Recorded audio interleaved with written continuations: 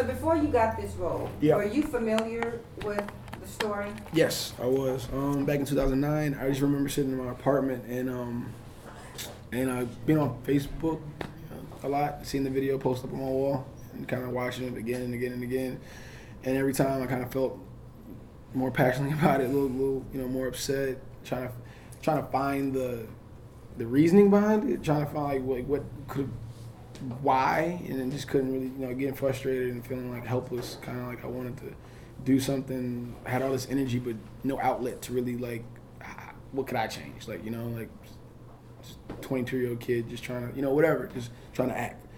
And then, 4 years later, the opportunity, to play the role, Ryan writing the script and getting ready to go into pre-production, I was like, okay, cool, this is my opportunity to express myself through my art, my work, and kind of just get that story out there and get it told.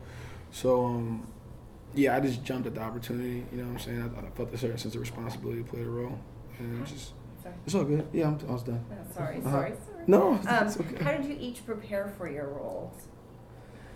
Every actor's process is totally different. I mean, I had the opportunity of actually meeting Sofina and hanging out with her. We, of course, she was pretty reserved and protective of the information of her life, as she should be. But I think she, eventually warmed up to us, and, we went shopping together, and she picked up my nail color, and I wanted to make sure that she was okay with, my physicality and things like that. And other than that, what else? That's it. That's it. I didn't have that luxury, man. It was kind of stressful for me because I didn't really know my approach. I was just trying to figure it out, and then Forrest was kind enough to kind of give me some advice and was just said you can't imitate, you can't try to imitate anybody or imitate him. You have to kind of be represent him, be a representation of what he stood for. And that kind of changed my whole approach. And then it was just kind of just meeting the family, the people that knew him the best, spending time with his, his daughter and Sofina, and, his mom and his best friends, the people that knew him. And, in which you quickly start to realize that he was, it was different versions of Oscar from everybody. Everybody had a different angle. Everybody described him, and some similarities, of course, that streamed through. But for the most part, everybody had their own different impression. And then just taking those and then trying to layer him up, layer him up, and just spending time up there in the Bay. It's a different thing. It's completely different than LA, completely different East Coast. In a sense. I think actually Newark and Oakland are very similar in a lot of ways, especially in relation to the big city San Francisco and New York, Manhattan, and the constant train back and forth. I did that a lot growing up, auditions and just hanging out in the city with my friends and stuff like that. So it was, I saw a lot of similarities in myself and Oscar, so I tried to bring a lot of those personal experiences in as well and just do the best I could. How do you decompress from a project like this? Both of you go through some really tough emotional phases. I drove across country, literally. I was like, okay, I'm exhausted and I just want to decompress, so I just drove. That's intense. Yes. Yeah. Boyfriend? Yeah. Yeah. Just time, man. That was it. I was pretty depressed for a little bit, emotionally drained, for the next couple months after we finished shooting. We finished shooting July, and August, September, back around November. I started to kind of really come back around, just living with him. I feel like I'm still living with him now. Just talking about him so much, between then and now, and I feel like I know him so well.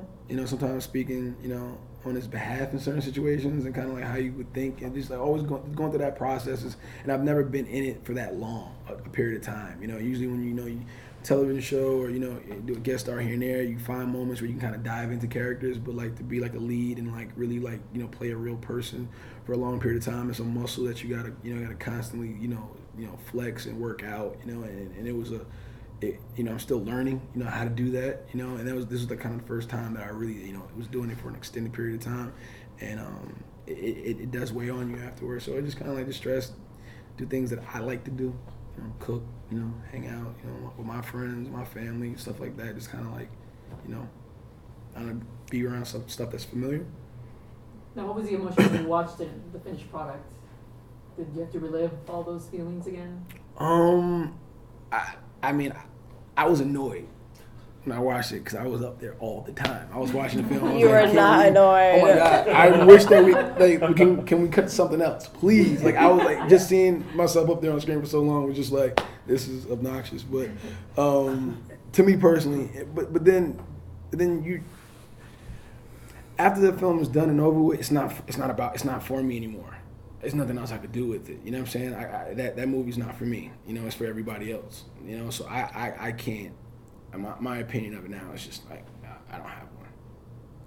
I watched it at Sundance. I watched it at Cannes, and then after Cannes, I was like, I cannot watch this again. I mean, it's weird. Like I know what's gonna happen. I've read the script a million times, and each time it completely tears me apart. Mm-hmm. And it always starts when the dog dies. I like literally start to crumble. But that's like a testament to why this movie is so powerful. It's just. Oscar could be any one of our friends or any one of our sons or brothers or cousins, and the reality that stuff like that happens all of the time is just heartbreaking, and I'm not sure how to quite deal with that. Mm-hmm. Now, how do you think audiences will react? Because part of the emotion was that anger and the sadness. I mean, I felt it greatly. We're like, what happened to these MFers, Exactly. Yeah. How do you think, like, especially urban audience? Because I grew up in the inner city too, like that reaction. What do you think urban audience will react to it? I think there's going to be a sense of relief. I think there's going to be a sense of justice. I didn't know about this until I read the script. And I was like so angry. I was like, how could this have gone under the rug? Like, what's going on with the universe? But I think when people see this movie, I think they're going to feel like people are listening to them and they're trying to empathize with what they've been feeling for so long. And I think they're excited. Like, at first I was, like, a little worried because, I did a movie about, like, the war one time, like, the Iraq War. And nobody came to see it because, like, people were in shock, It's like people weren't ready to kind of, like, embrace this kind of story. And the fact that people are so open and willing to talk about this is really telling of the time that we're in, and how open people are to having a conversation about these issues. Do you think it's possible for us not to racially profile people? I mean, every time we walk down the street, as protection, we have to make snap judgments. Do you think it's ever possible that we can just be unbiased and accept people as they come to us? Not completely. I think it's like, do I think this is like never going to happen again? No. Of course, it is. It's just, it is what it is.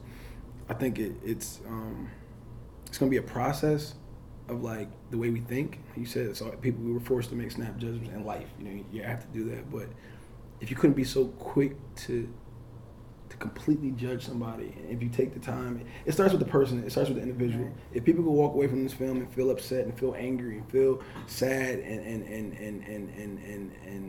feel some type of emotion about it, they can start to question themselves and how they can be a better person and how they can treat other people better. Not just from what you look like, where the color of your skin, the way you talk, how much money you have, like that. Those are the things that kind of you're quick to throw in stereotypes, and then it's also being a product of your environment sometimes. Oscar was very much so a product of his environment, and sometimes people outside of that community are quick to put you in that box. And to answer your question, I don't think so. I think so. I'm positive. You're positive? Yes, I am. Why are you so positive about that? And it starts with a conversation. Okay. We gotta teach people. You do.